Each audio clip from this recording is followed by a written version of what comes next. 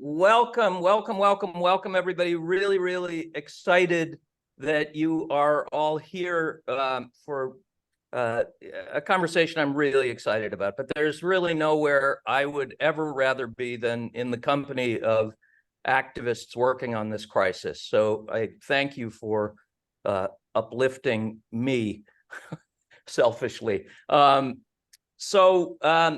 If you haven't done one of these before, get your phone ready with the camera turned on, and I'll bloviate for a minute and give you a second to do that.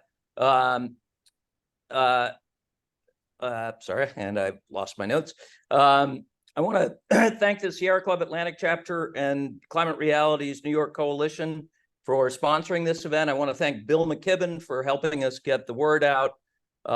As always, Brett Walter is with us, who is the founder and creator of the Climate Action Now app, and Matthew Vollrath, who is our content manager. So Climate Action Now, if you're not familiar with it, is a free phone app that lets you take thousands and thousands of actions on the climate crisis in seconds. We are up around 1,698,000, something like that, actions that people have taken. It's effective and it works and it's super easy. What we do in these action parties, we're going to have a conversation with the extraordinary Dr. Michael E. Mann, but during it, we're hoping that you will actually take actions to dismiss a little bit of disinformation, which is, in this case, the use of the word natural gas, which seems to suggest that that's a clean, really healthy energy source. And we're hoping that you will all participate and do this. Don't be the person that doesn't participate. We really want to not only learn things, but we want to take action and help make a difference. So Matthew, if you wouldn't mind, if you would go ahead and put up the QR code. And if you've got a phone with your camera on, that strange looking square on the right-hand side. And by the way, even if you're already on the Climate Action Now app, you need to do this so that you can access the actions that have been created for tonight's event.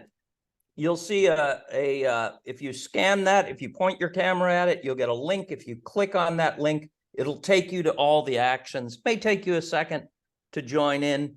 One kind of exciting thing is these actions, by the way, people have already been taking on the app all day. So if we get to 1,250 actions, we will have done 1,700,000 actions on this app. You will have done that. So let's just leave that up for a second so people can get onto that. One of the things that we want to make sure and do is have you guys please put questions in the chat for Dr. Mann. I'll be reading those questions to him during the second half of the evening. So with that, let's get started. I'm wildly excited and to have Dr. Michael E. Mann here, who is a friend. I'm a fan of his. I'm going to tell one quick story, Mike. This highlights the difference between somebody who I think is a certified genius and somebody who comes from a lot of people who dug potatoes out of the ground for years in Ireland. Mike and his wife and I were having dinner, and we were at a restaurant, and the menu said unlimited seconds. You could have as many seconds as you want, unlimited seconds. And I pointed that out, and Mike immediately said, well, you know, that's impossible because the universe is contracting. Did I get that right, Mike? It's finite. So okay. All right. Mike will be correcting me a lot tonight.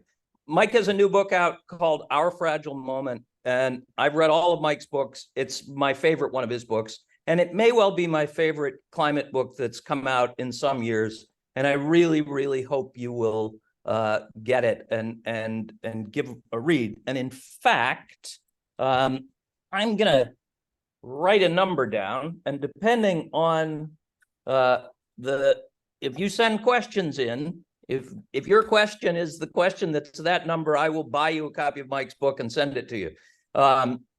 but Mike has enough accolades to fill a giant swimming pool, and I'm not going to bother with going through them because he yelled at me once before for doing that.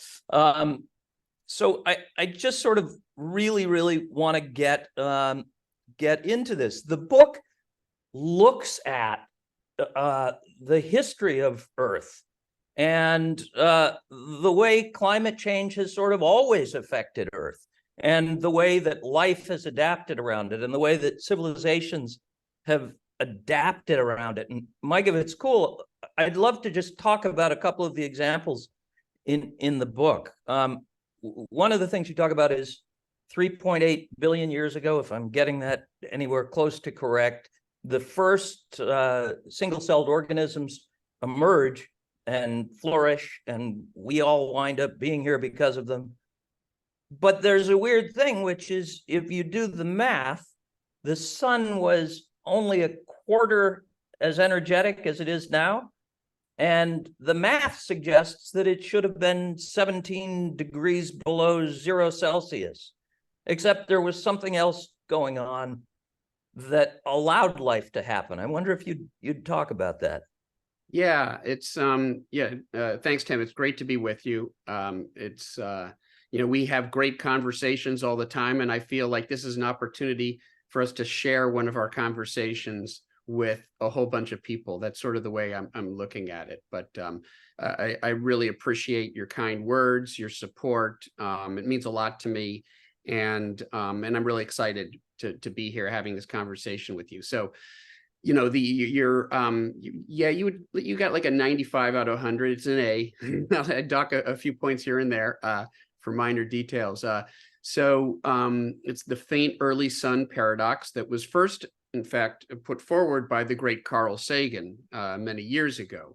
And what he noted was that the sun was about 70% of today's brightness 4 billion years ago when life first emerged on the planet, technically probably around 3.8 billion years, but we're going to round it off.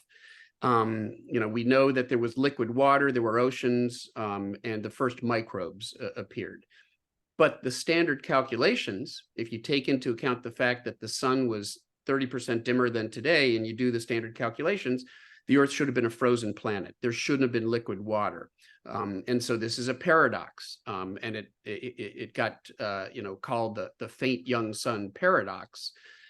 And Sagan proposed a solution to the paradox, which was that the greenhouse effect had to be even stronger back then than it is today. And we now know that there were large amounts of methane, which doesn't stay in the atmosphere very long today because we have an oxygenated atmosphere thanks to photosynthetic life, but there wasn't any oxygen back then. And so methane built up in the early Earth atmosphere. It's a very potent greenhouse gas. As we know, we often talk about the importance of methane along with carbon dioxide. And so you had this super greenhouse effect that kept the planet in a habitable range for life, even when the sun was substantially dimmer. And there's one more interesting thing. As the sun got brighter, the greenhouse effect slowly got lessened. It came down over the billions of years. And so the greenhouse effect, greenhouse gases came down almost precisely in a manner that helped keep the temperature of the planet within a very small range, that once again supports life. This led to the formation of the Gaia hypothesis by James Lovelock and Lynn Margulis, who was Carl Sagan's one-time life partner. So it all gets very incestuous and interesting. She was also the scientist responsible for the theory of endosymbiosis, which explains, the mitochondria in our cells or the chloroplasts in plant cells. She was the one who figured out that there was this symbiotic relationship early on. Anyways, the Gaia hypothesis holds that there are processes related to the global carbon cycle, and life itself plays a very important role that provide some resilience. that as the sun got brighter, the greenhouse gases came down, and that isn't by accident. That was a reaction of the Earth system to that increase in solar heating. And so there's a certain amount of resilience built into the Earth system. That's a good thing. The problem is when you hit the system too hard, you can leave that domain of resilience, and you encounter the fragility that, of course, we're all worried about today.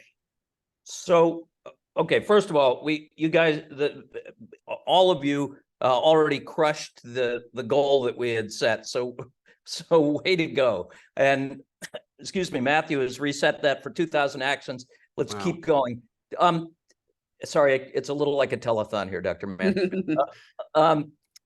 So you said a bunch of things, but one is you just said one more interesting thing. One of the things that I felt like with this book, I mean, I think that when I love science, and this is just me, it exposes wonder and curiosity to me. And this book does that over and over and over again. So I thank you. But are you saying, I think you are, life happened? This is going to make me popular in a room full of climate activists, but life happened because of climate change. Yeah, it's sort of ironic, isn't it? There were a whole bunch of events along the way that led to this moment in time. And without any of those events, we wouldn't be here today. The extinction, the mass extinction 250 million years ago, the great dying, 90% of all life on the planet died out. It was bad for life. It turns out it was good for us, because some of the species that did make it through would ultimately evolve eventually into mammals, and then into primates, and ultimately us. And there are just so many junctures along the way where climate changes, mass extinctions driven by climate, or just more gradual changes in climate led to innovations, which ultimately led to the origin of our species. And so the irony is that climate change is what got us here in the first place, but it's what threatens us now. And as I like to say when people ask about it, it's the rate, stupid. Sure, it's been warmer in the past. Sure, there are times in the distant past when carbon dioxide concentrations were substantially higher than they are today, but we are increasing the concentration of those greenhouse gases and warming the planet faster than any other time we can document in the past. I want to remind folks to please put questions for Dr. Mann in the chat. Can we jump forward a little in the book?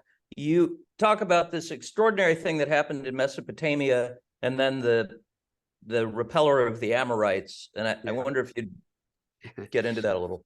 Yeah, in fact, I just wrote a commentary that'll be coming out at some point in The Hill, and it's about the lessons of that event. There are 6,000 years ago, we had the sort of origin of the first civilization, Mesopotamia, and the Fertile Crescent. And it arose in part because of the challenges of a gradually drying climate.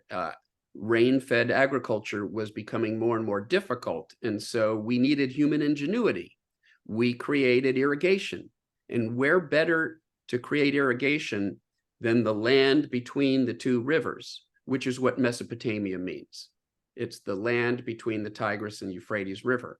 And it could be tapped for irrigation if you had the right engineering. And so it arose because of primitive civil engineering projects, if you like, that led to irrigation, and that led to specialization because you needed, engineers who could construct these things.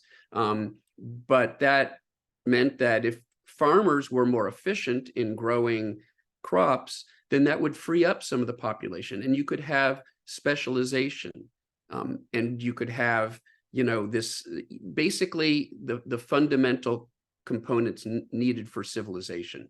So Mesopotamia arose, the first civilization arose because of the challenges of a changing climate. And yet, that resilience, civilization gives you resilience. It allows for specialization. It allows for ways to distribute, food where it's needed, to distribute water to where it's needed. So it does provide more resilience, but only to a point. You hit the system too hard once again, and it breaks. And that's what happened 2,000 years later, when there was a massive volcanic eruption. We finally sort of figured out what happened. A massive volcanic eruption that dried out the subtropics substantially for at least 10 years. And it is recorded in the Curse of Akkad. They describe the failed harvests and the lack of water. And there was, all of a sudden, you had this sprawling civilization that could no longer meet the needs of the people. There wasn't water, there wasn't food. That created conflict. And in fact, the real problem was in the northern part of the empire, which was the sort of the agricultural hub of the what was called the Akkadian Empire, And so you had sort of people fleeing the north towards the south. The people in the south didn't want that, because they were coming in, taking their food, taking the water, taking the resources. That conflict led to the construction of a massive wall. The title of now I've forgotten. You said it before. The Ammonites. Oh God, now I've forgotten it. It's the repeller. Yes, the repeller of the Ammonites. There you go. And so I mean, if that's not a cautionary tale, you had climate-driven instability, conflict over diminishing water, which led to the construction of a wall. Well, what do we have happening right now? Of course, it has re-entered the news cycle because Joe Biden is now under pressure from some Democrats, is now starting to show some signs of supporting the continuation of Donald Trump's wall at the southern border. And, a wall at the southern border isn't going to fix the problem. It didn't back then, and it's not going to fix the problem now. The fundamental problem is diminishing food and water, a growing global population, and greater competition and conflict driven substantially by climate change. And so there are all sorts of lessons there. There are lessons about, the Middle East fundamentally has always been, we often talk about conflict in the Middle East in terms of land rights and the fight for land.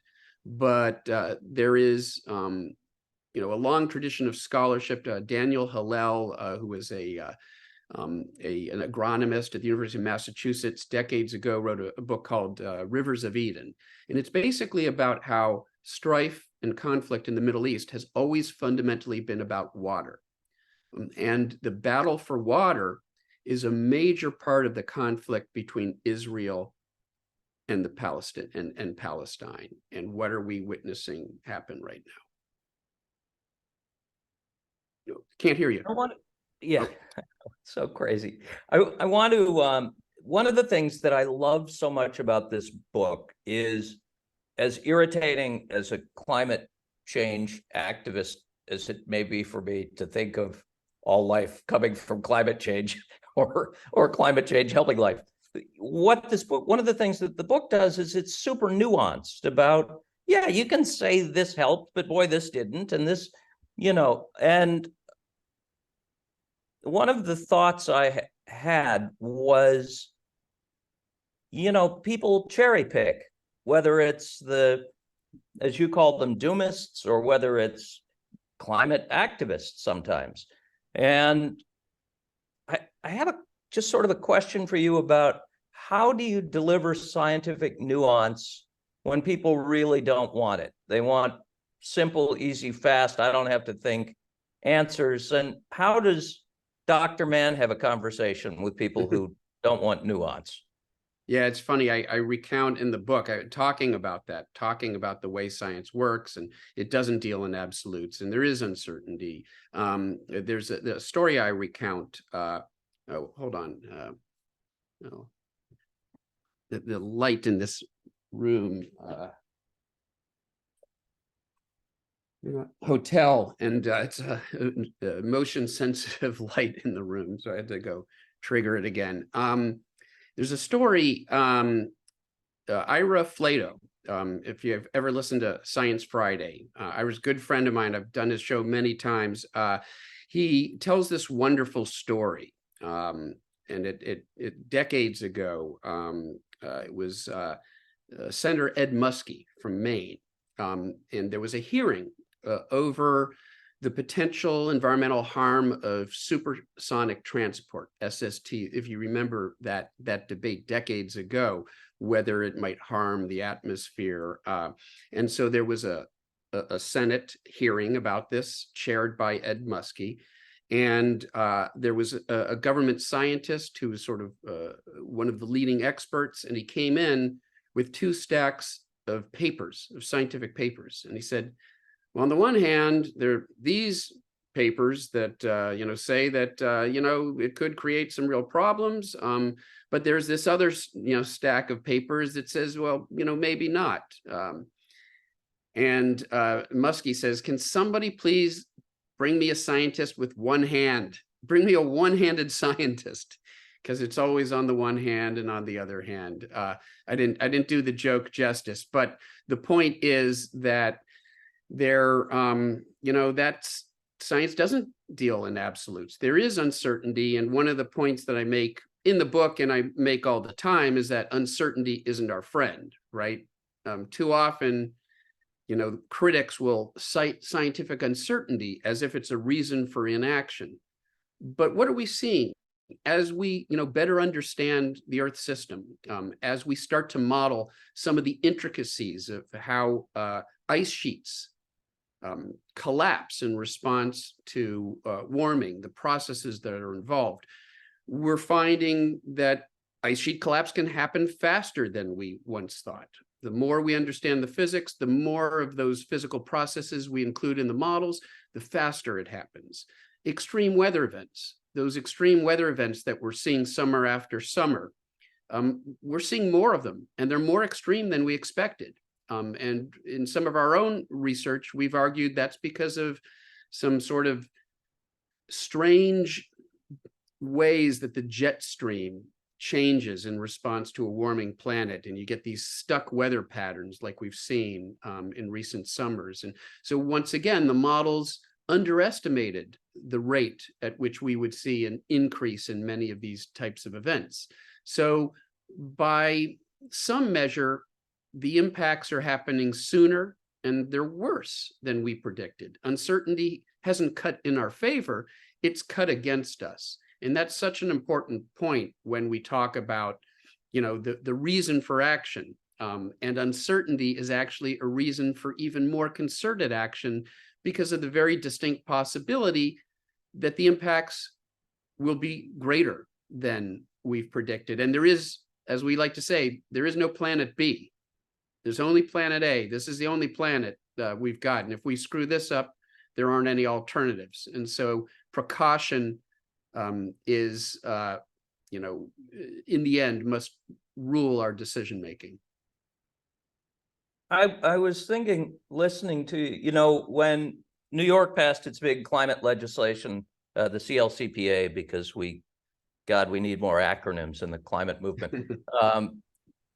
There was a senator from New York, Senator Lanza, who stood up on the floor of the Senate and, arguing against the passage of the bill, said, this is the only thing stopping an ice age, that global warming is halting an ice age. You have this amazing story about a rift between Carl Sagan and Edward Teller in the book. And years ago, I was going to do a movie and play Edward Teller.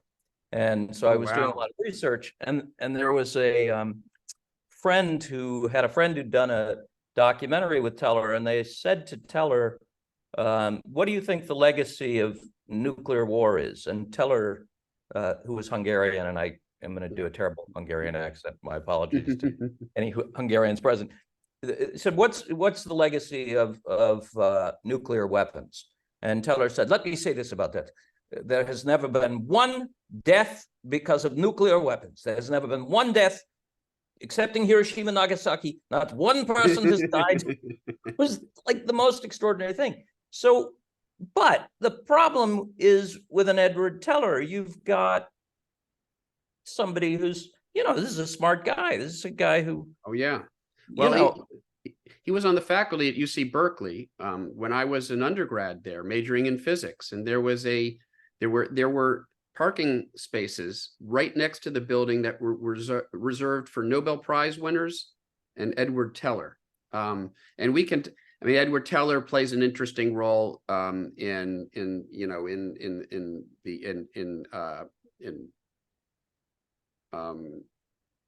I'm good.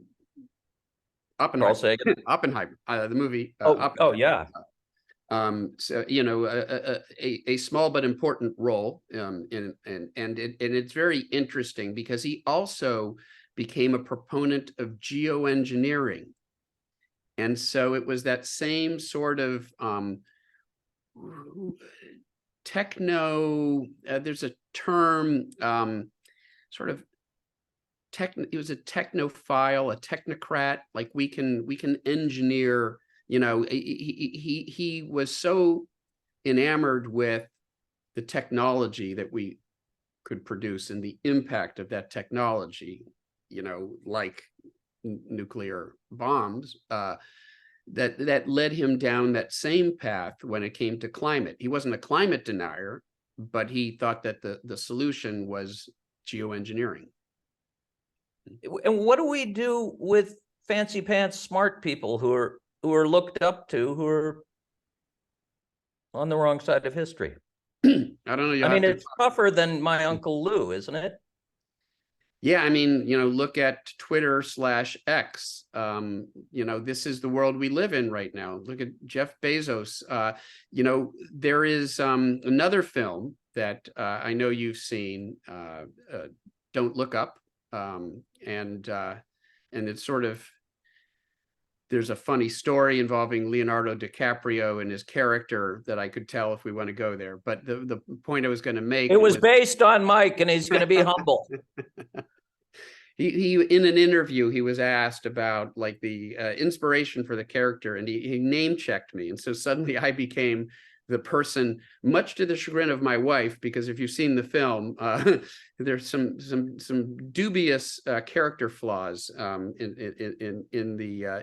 the hero of that story. But the villain is an amalgamation, really, of a sort of Elon Musk / Jeff Bezos / Bill Gates character who thinks that we can just engineer our way out of the problem. Technology will solve the problem. I won't give away the ending for those who haven't seen it, but it doesn't work there.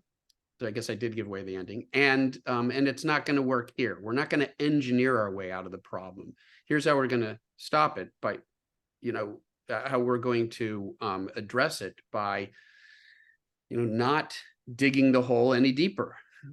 When you're in a hole, when you're in a carbon emissions hole, stop digging. And that's the solution, right? So I'm going to, just in case we have anybody who has joined after we started, Matthew, if you could jump up that QR code again. And we've blown through 2 more goals. We're above 3,000 emails that you guys have sent out. So if you're just joining us, you need to grab your phone, point it at, and turn the camera on, point it at that weird looking square. That's going to put a link up. If you click on the link, it will let you into a bunch of actions created especially for tonight's event with Dr. Mann.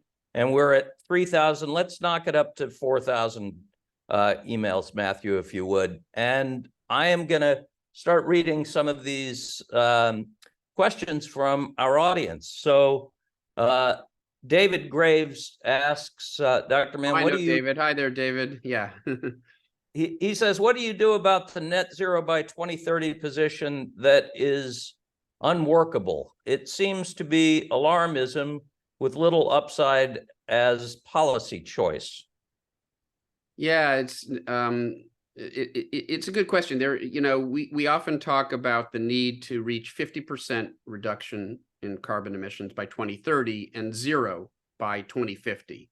If we do that collectively, if the plant, if all the countries of the world do that collectively, that has the potential to keep warming below 1.5 Celsius, 3 degrees Fahrenheit, which is a sort of an important dividing line between bad and worse. And so it's still possible to do that, but it's going to take quite a bit of work. And there is the danger when we set a standard, when we set the goals too high, such that there's no way to reach them, there's always the danger then we miss that goal, and sort of throw up our hands in defeat. Oh, well, it didn't work out.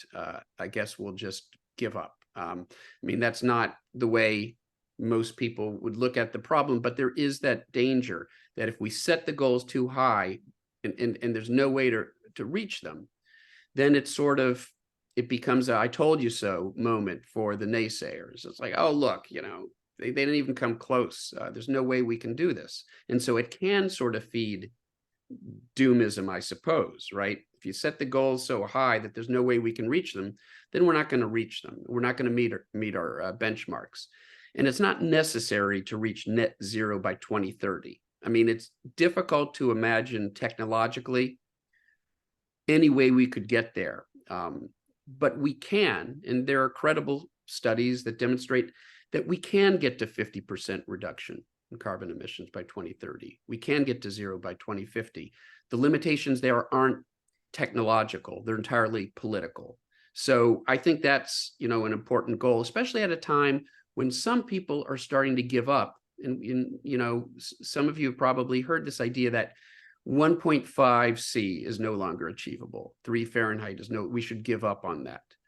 Well, the only reason to give up on that would be if we decide we don't have the political will to do it, because, the obstacles aren't the laws of physics, and they're not sort of the technology. We've got the technology to do it. It's the politics that is the obstacle. So when you say, oh, well, we can't do that, that becomes a self-fulfilling prophecy, because then it provides the excuse to not do what's necessary to achieve those goals. So I think we do have to be careful not setting the goal too high, but we also have to be careful not to set the goal too low. And I would argue giving up on the idea we can keep warming below 1.5 C is setting the goal too low. And some people are happily sort of moving that goalpost now. And, polluters love moving that goalpost down the road. But, that, again, it comes down to politics. We can technologically, we can do it. And as long as the obstacles remain political, I continue to believe that we can do it. When the obstacles become physical, when the climate models say, no, we can't get there anymore, or when just the cold hard calculations of what we can do with existing technology, how quickly we can scale up new technology. When the technology becomes the limit, or the physics becomes the limit, then, then we should say so, but we're not there yet. Pat Haber asks, what would you title your TED Talk today? And what would your call or invitation to action be? I would call it Heat 2. Sorry, it's a bad joke. The other Michael Mann has announced today that he's coming out with the sequel to the original movie Heat. Michael Mann, Heat. It's true. Heat 2 will be coming out. And so if I can just call everything that I do Heat 2 and sort of get onto that bandwagon.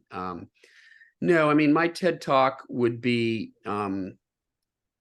urgency and agency, because that's been sort of my motto in recent years. The urgency, we see the urgency. We have a crisis on our hands, and it'll get that much worse if we don't act dramatically. That's urgency, but urgency without agency leads us nowhere. We need agents. We need to know that there's something we can do. That's what makes this such a wonderful event, because literally as I'm talking to you, people who are part of this event are doing. And as I like to say, the antidote to doomism is doing. And that's what we're doing here today. Joseph Pepe asks, who, by the way, the name Joe Pepe is the greatest name in history. Joe Pepe asks, is it correct to say that bacteria, algae that brought this planet out of snowball Earth and human beings are the only organisms in planetary history that have actually changed the planet's climate? Oh, it's a great question. I mean, it's I'll sort of reframe it a little bit. So, we talk about snowball Earth. Or did we talk about snowball Earth? I'm not sure we did. We didn't really. No. So you're doing a lot of interviews on this, aren't you? Yeah, I know. I was confusing you with another actor friend that I just didn't know. The snowball Earth was this event about 2.5 billion years ago, when the Earth literally became encased in ice. The planet froze. And our understanding of what happened relates to the behavior of life, bacteria.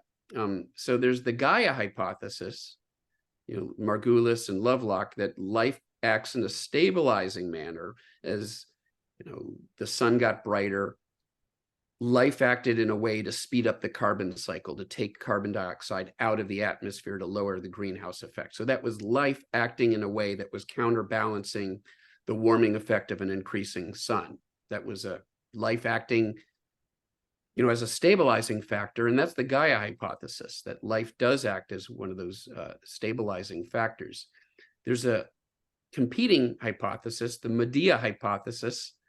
Medea was the Greek figure who killed her children. And the hypothesis is that life can actually act in just the opposite way and almost kill off all life on the planet. And we came very close to that with snowball Earth. So what happened was, I mentioned, methane.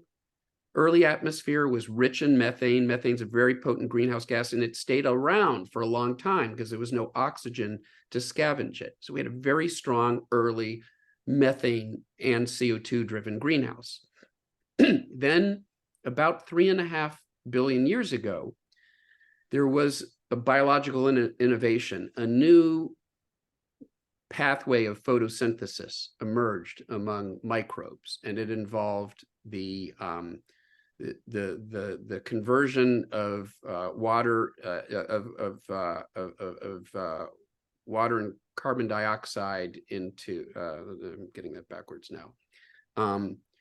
Photosynthesis. So water and carbon dioxide turned into oxygen and sugars. That's photosynthesis.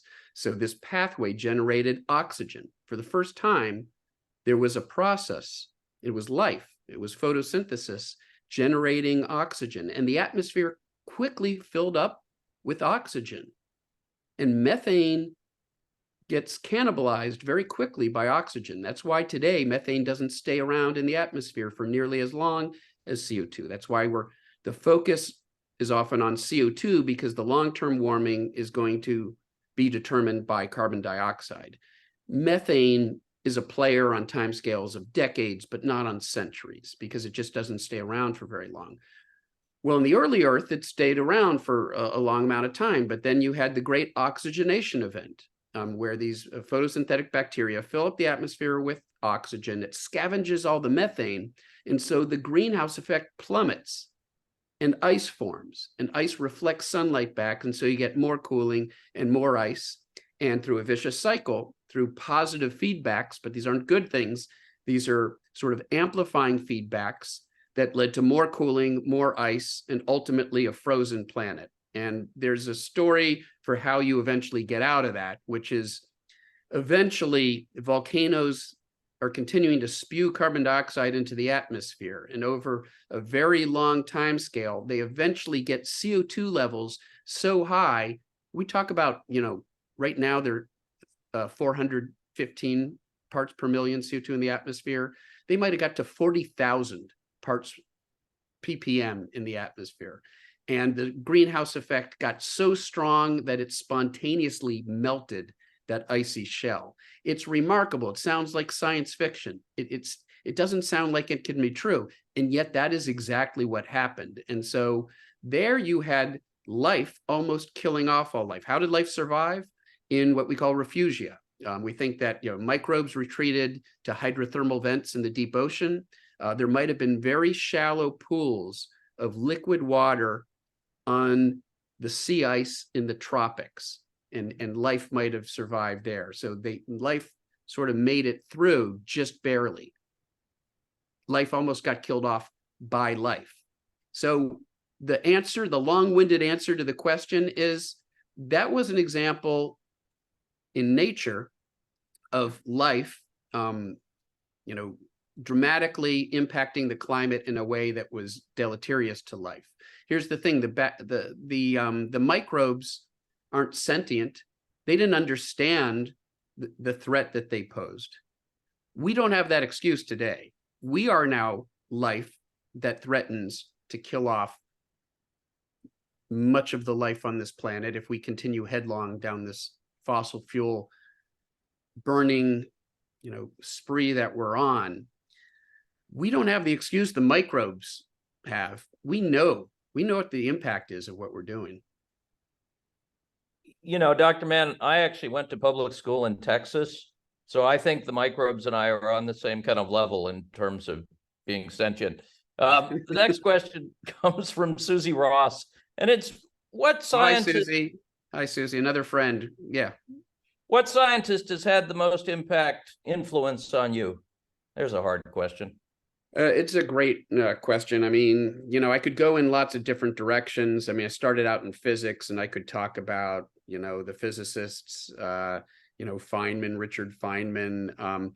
But I mean, hands down, the real answer is Carl Sagan, because it goes well beyond science. There have been lots of scientists who have been influential for me scientifically, but Carl Sagan was influential in how I think about our planet and our universe in a way that no other individual was. And, it was really his show Cosmos back when I was in junior high or early part of high school, and watching the PBS series Cosmos is what really got me excited about science.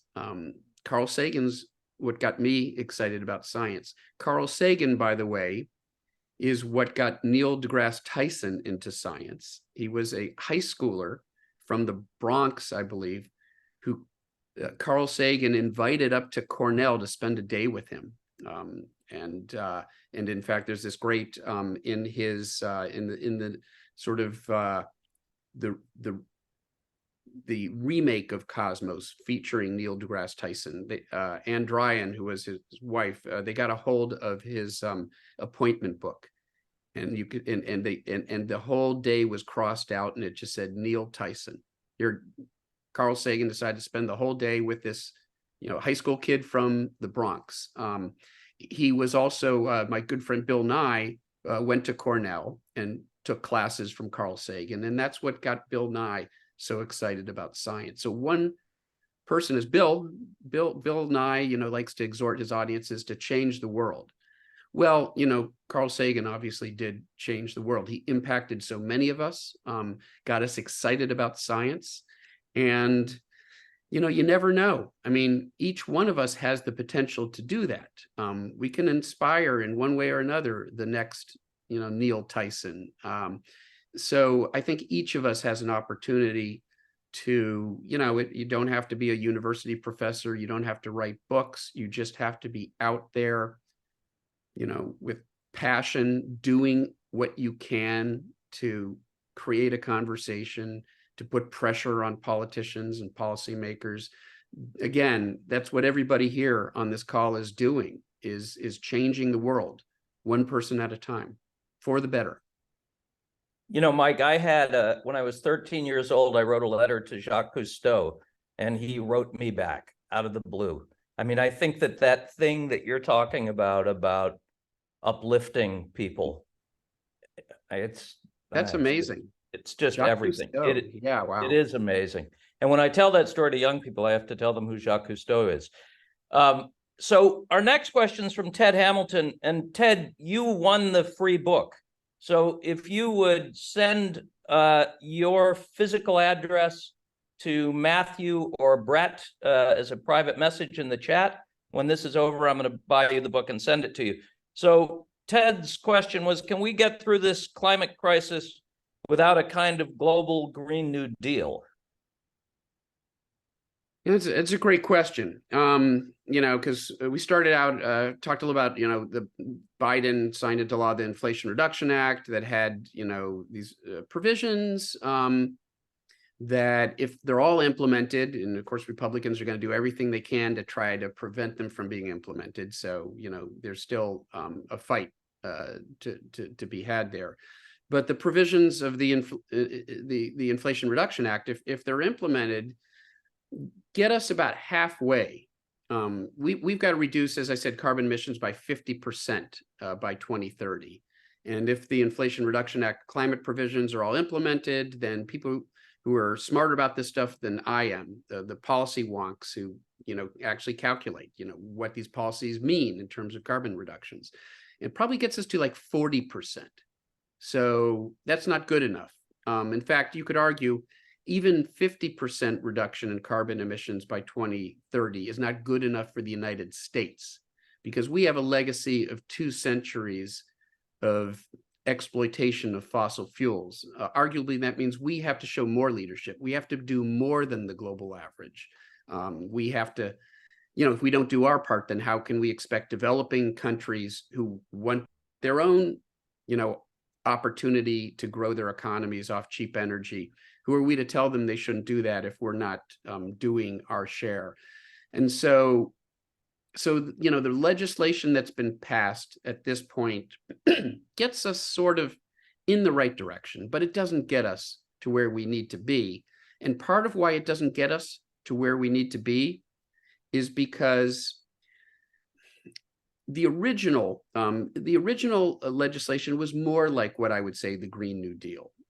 You know, it was bolder than the legislation that actually passed the House and Senate and got signed into law. The original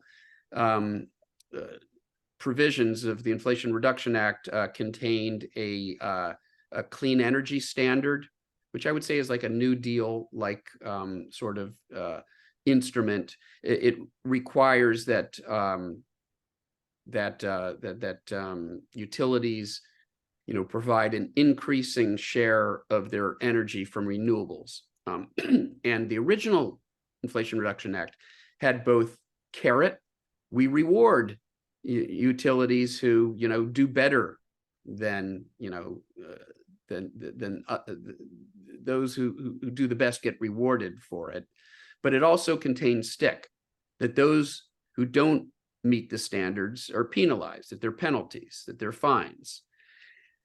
Well, it passed with 50-cent Democratic votes and a tie-breaking vote by the vice president. And that 50th vote that got the Inflation Reduction Act through the Senate was by a coal state Democrat. You might say a Democrat in name only. We all know who that is, Joe Manchin of West Virginia. And one of the demands on the part of, you know, that one of Manchin's demands was that they strip out basically the stick side of it. So we didn't get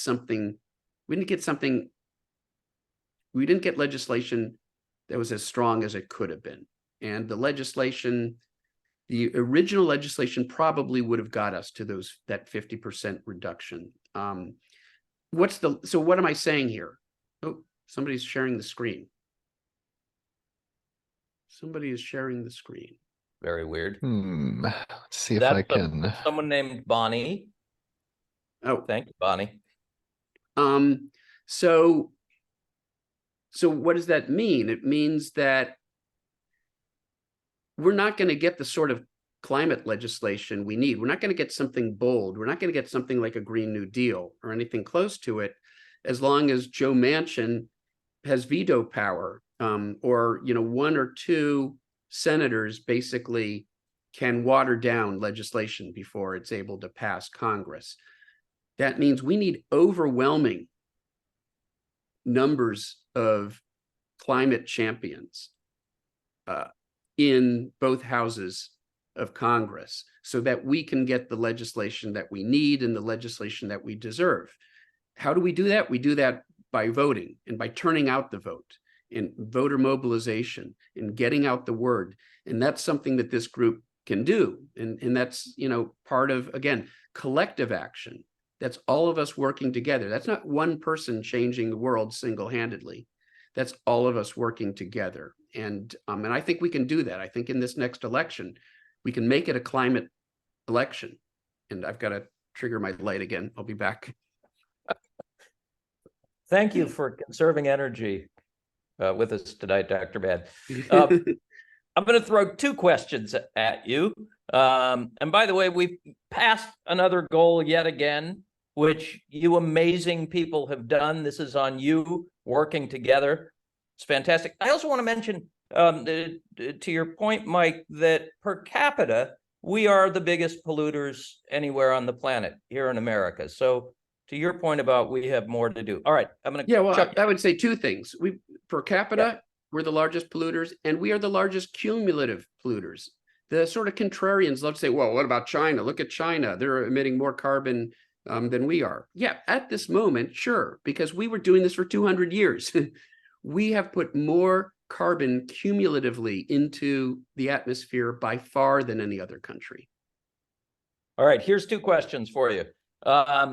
Christopher asked, can you talk about the impact you see from the historic court victory where the youth sued the state of Montana? Motivated by your last book, I'm working on a project to empower people in 6 to 10 states in the 2024 election to amend their constitutions to declare a right to clean air, clean water, and a stable climate. Essentially, we want to scale the Montana victory to states across America. And then I'm also going to throw, Kate has a totally different question, but it reminded me of something in your book about methane, which I was going to ask you about. Kate asks, what is your opinion of findings such as the Earth system already passed 6 of 9 planetary boundaries or tipping points?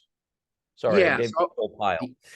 Great, both great questions. I'll take the second one first, and then I'll do the other one. So it's important to understand that the planetary boundaries sort of formulation, what it means. And it's this idea that, you know, it's not just climate change. We are, you know, it's ecosystem destruction. It's water and air pollution. There are all of these things that we are doing to the planet that are not sustainable, that if we continue doing them, we will not continue to have a thriving, livable planet. And so there are, you know, 9, they basically define 9 of these things, climate change obviously being one of them. And they argue we've surpassed 6 of the 9 boundaries, but it's important to understand what the boundaries are. The boundaries are basically defined as to the boundary where life no longer thrives. So it's not like a tipping point that we all die out, there's mass extinction. It's we sort of leave that domain of a thriving planet. You know, we were given a thriving planet and we're damaging that planet. I would argue it's no longer thriving. I would argue it's self-evident that it's no longer thriving. And what they say, to be more specific, is in 6 of those 9 areas, it's no longer thriving. So it's not that we've passed 6 of 9 tipping points. And that's it's been interpreted that way in some circles and in some media coverage. And so it's important to understand what it really means. It means that, yeah, we are on an unsustainable course. And in 6 of 9 of these categories, we are, you know, venturing headlong into unsustainable sort of behavior. But we haven't crossed tipping points per se. It's not like we can't undo the damage in these areas. There is still the possibility of a thriving planet, but not if we continue to surpass all of these boundaries. And then, you know, at some point you go from no longer thriving to no longer viable. That's much worse. We're not there yet with any of these categories. So there's a little bit of nuance that's important there. The first question, the victory in the Montana case, it was the Our Children's Trust and the Held decision. Held, I think, was the chief plaintiff, but these were a group of kids who basically brought a lawsuit against the state of Montana because they were violating, the argument was they were violating the state constitution, which has very clear language about the preservation of a healthy environment, healthy air and water. And so they had very compelling stories. And so many people have climate stories now because we're all being impacted. I tell my own story in the book about our daughter. We had a very scary incident on an unusually hot day in Phoenix, Arizona some years ago. We all now have these stories, ways in which we've been personally impacted. People we know, friends, family members, or us have been impacted by the effects of climate change. And each of these kids had a very compelling story. And it won over the judge, conservative judge in a conservative state, or it was the Supreme Court, actually, of Montana. I believe the decision was, no, it's reviewable by the Supreme Court of Montana, but so there's still the possibility of it being appealed. But the judge decided in favor of the kids over the state of Montana, which was acting as an enabler of the fossil fuel industry. Make no mistake, the state of Montana actually hired a climate denier, Judith Curry, to act as their expert witness. They ended up not using her at all in the trial because they found that her arguments were so lacking in merit that it would just hurt their case, so they didn't actually put her on the stand. But the kids won, and they won by telling these compelling stories. They won over conservative judge in a conservative state. And so I think that is a template for now. Very important to understand. What this decision means is that the state now has to take into account climate change in making decisions about allowing new fossil fuel infrastructure projects. In some circles, it's been overplayed. It's like, oh, it said that they can't create any new fossil fuel infrastructure. That's not what it said. It just said they have to take climate change impacts into account. So make no mistake, this battle isn't going to be won in the courts. It's going to have to be won legislatively. There's just no way we're going to achieve the reductions in carbon emissions without major legislative action. But at a time when we're looking for reasons for cautious optimism, this story has everything that we could look for. It's about kids wanting to preserve a livable planet for them and future generations. It's about how, the court system is a vehicle that's available to us. So it's not just legislation, it's not just executive actions. There is some progress being made in the courts. Of course, we face an uphill battle if things get to the Supreme Court of the United States, because it's pretty clear that they don't stand behind meaningful climate action. So we're not going to win this battle through the courts, but at a time when we need some feel-good stories, this is certainly one of them. And it does provide a template because most of the 50 states have similar language in their constitutions. And so a similar case could be brought in most of the states. And what I loved about I forgot the name of the person who asked the question. It's Christopher. Christopher, what I loved about what Christopher was saying was, all right, well, let's talk about the states that don't have language like that in the Constitution. Let's get that language onto the Constitution in those states. So that's a very comprehensive way of looking at it. Mike, we're just at the end of the hour. I just would love to ask you if you have any final thought you'd like to put into the air for the good people. Yeah, I mean, this is clearly a group of really passionate and committed people. I mean, you know, you're spending a Tuesday evening listening to two old guys here talk. And so, and you know, I didn't feel old actually until today when I read that David Lee Roth is 69. Yeah. That's the first time I really felt old. I like that this is your final thought. That's No, my such, final that's thought. such my old final- man solipsism. My final thought is, you know, that that there is this passion, and everybody who's involved in, you know, you guys spent an evening listening to us talk about climate. There are 150 participants here, and you've all been busy reaching other people, sending emails at a time when there are people who want us to think it's not possible, that we can't do this, that we don't have agency. You all are the proof that, you know, that we need, that we do have agency, that we can make a difference. And so, you know, as I'll close on that point, the obstacles aren't physical. The obstacles aren't technological.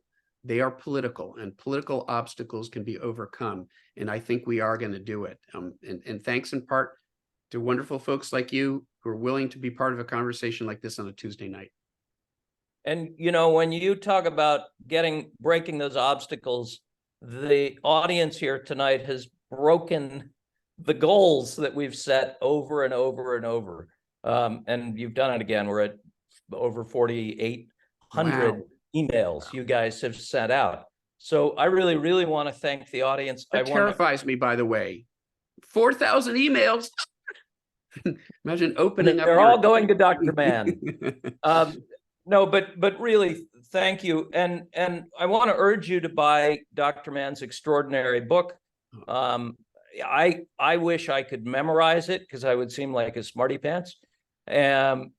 But it's really, really, Thanks, really friend. fabulous. And I'm just so happy. I know you're in the middle of an insane press junket, and CNN calls you whenever anybody has a wildfire anywhere.